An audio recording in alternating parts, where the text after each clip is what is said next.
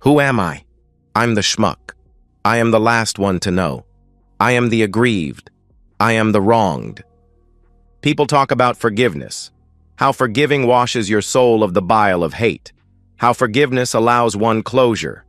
With forgiveness, they say, you can rebuild. I, however, ain't in a forgiving mood. I've been discovering a lot of things about myself of late.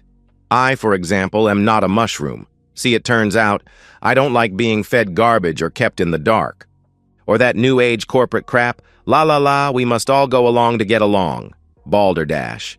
Nope, I am not just going along. No more. Nada, zip, no, cha-cha. Nor am I going to get along. I am certain I can't get past this. In the past, I let stuff roll off me, like water off a duck's back. After this fun little ride, I will get my pound of flesh. Then I might forgive. I wouldn't advise you to go to Vegas and bet the rent money on it. As to moving on. That's easy to say, mind you. Not so easy extracting yourself from your whole life. How can you minimize your own suffering? From where I sit, that seems to be quite the trick. I'm 5'8". I carry more than a few extra pounds. I've never been thin. I was never an athlete. I'm equipped with broad shoulders and a barrel chest. I would have made a mean center linebacker with my build. But as I said, I never was, nor wanted to be, an athlete. I've always been a bit pudgy on the outside. Women have never drooled over me. At best, a gal might say I'm cute. I'm not cute, by the way. However, on the inside, there is nothing pudgy about me. I have deep wells of determination, endurance, and strength that carry me on long after most would abandon their efforts. It is my superpower. I don't give up, and I don't quit. Now a little about what motivates me. Justice. As far as I can see, I am owed for all that I lost. I had it. Poof. Now it's gone and he has it. I'd call that theft.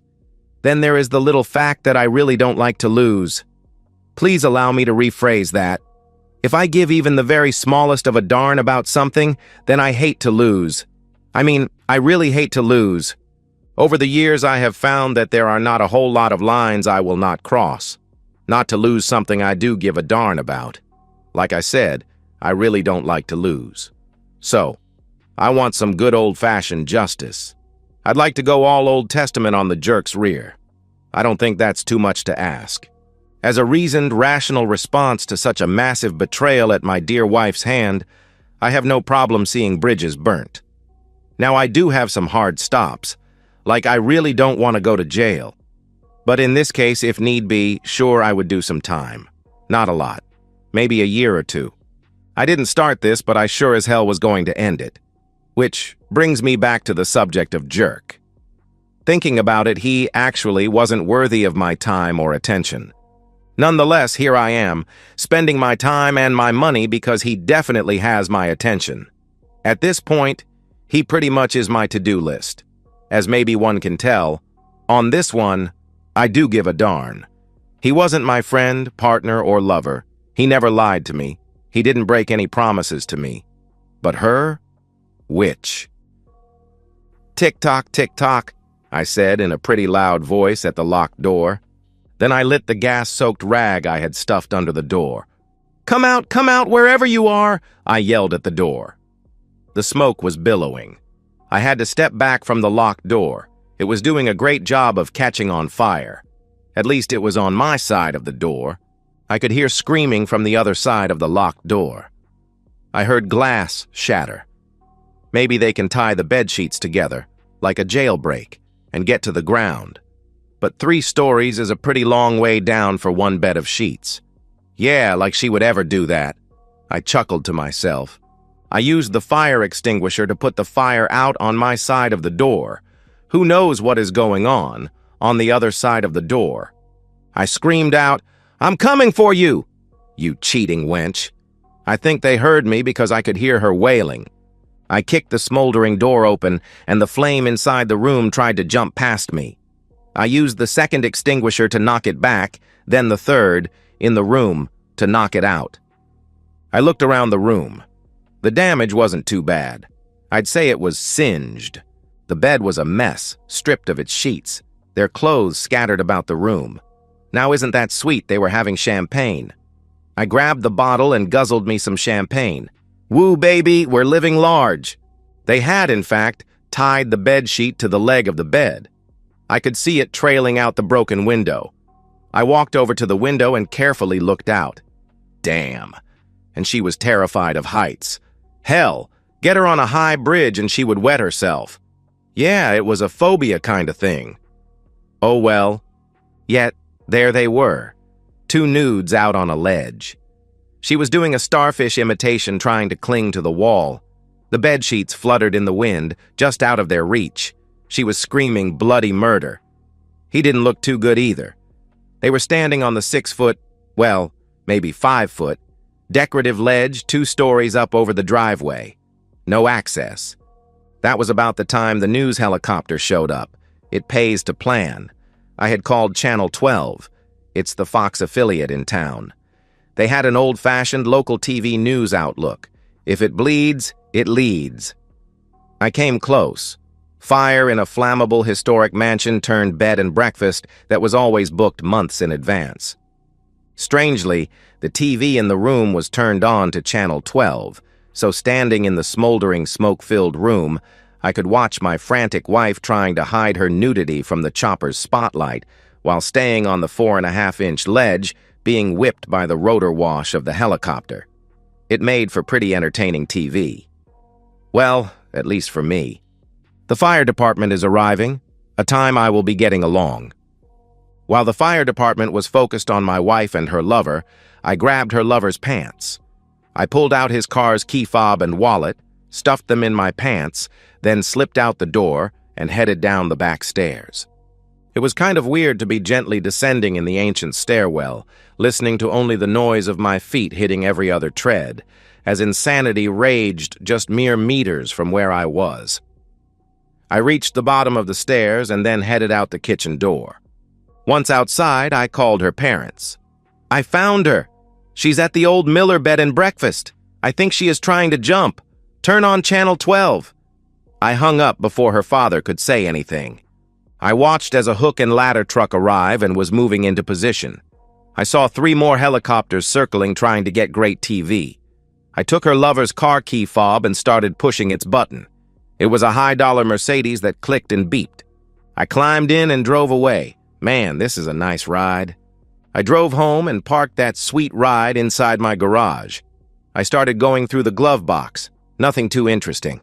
Now, in the trunk was his work computer, with his notebook containing his passwords. The idiot was clearly old school. I took the laptop into my office and started looking to see what I could find. I struck gold in his emails. It sure was looking like he was not on the up and up, but who am I to say?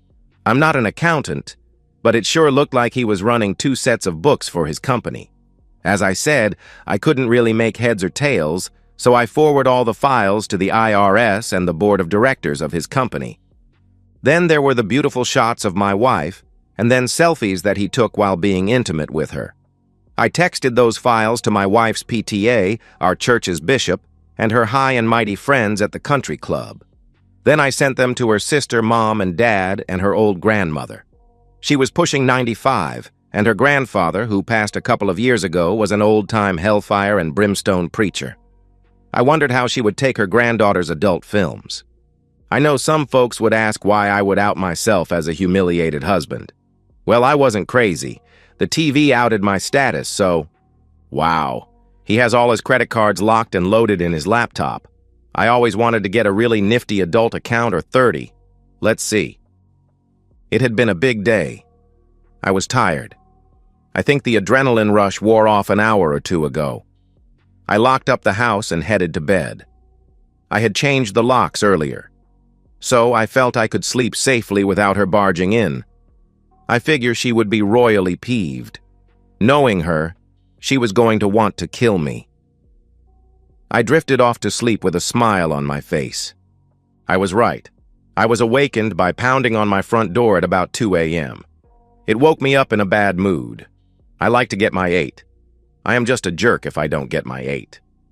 I put in my earbuds and dialed up some soothing, smooth jazz. I couldn't hear the doorbell or the pounding on the door.